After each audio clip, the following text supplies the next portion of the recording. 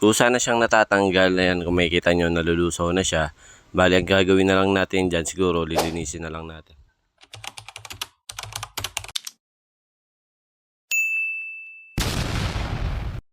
Okay, mapagpalang araw sa lahat. Ipapakita ko sa inyo kung ano yung review natin dito sa product na to. Ito po yung droning needles. Yan. Ito po yung babaran ng needle habang nagtatattoo po tayo. So, tara, review na natin.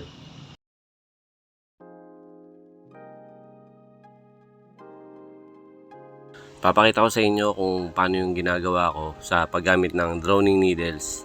So yan, may tubig tayo. Lalagyan lang natin yan ng tubig. Tapos lalagyan natin ng konting solution, kahit siguro mga ilang drops lang. Pero ang ginamit natin na solution dito, ito, witch hazel. So yan, nilagyan lang natin ng konti. Yan, siguro dagdagan pa natin. Yan.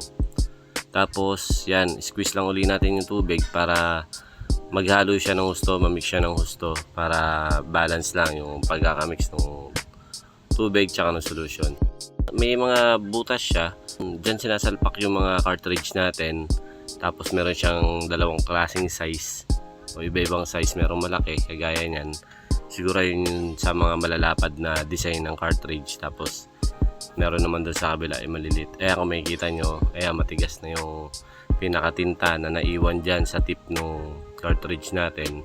Susubukan nating ibabad ngayon kung effective ba talaga o kung ano ba yung mangyayari sa kanya kapag nilubog natin dito sa droning needles. So yan, no, kung makikita nyo, galing, kusang lumalambot yung pinaka tinta na naipon dun sa tip.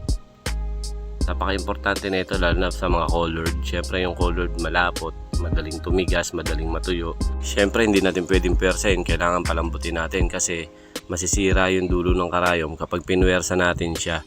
Kaya ang ginagawa natin, hinuhugasan natin minsan siya, binababad sa tubig para lumambot kasi nag-stack up na yung needle tsaka yung tip. So pagka pinuwersa natin, pwedeng bumaluktot.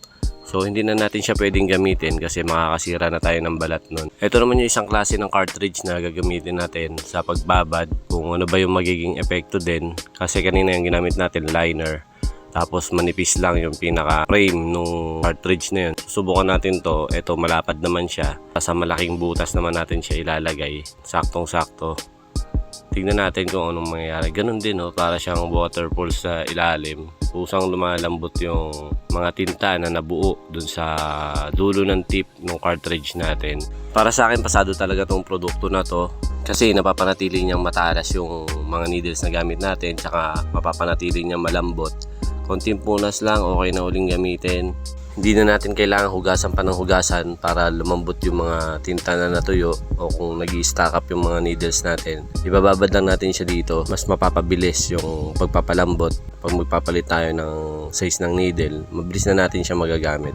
At yun, maraming salamat sa panonood. Kung gusto nyo rin pong mapanatiling matalas yung mga needles na ginagamit nyo, pwede po kayong mag-message sa page nila or i-follow nyo na din.